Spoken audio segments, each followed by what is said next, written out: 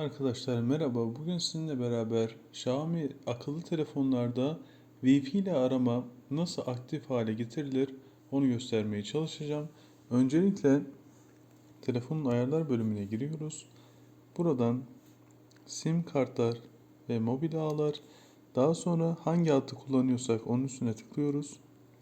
Tıkladıktan sonra en alta indim. Wi-Fi yani Wi-Fi kullanarak arama yapın. Mümkün olduğunda Wi-Fi kullanarak arama yap ve al seçeneğini şu şekilde aktif hale getirdiğim zaman buradan ağ tercihlerinde ya Wi-Fi ya da mobil ağları tercih et şeklinde değiştirebiliyorum arkadaşlar. Bu videoda sizlere Xiaomi akıllı telefonlarda Wi-Fi kullanarak arama yapmayı nasıl aktif hale getiririz onu göstermeye çalıştım.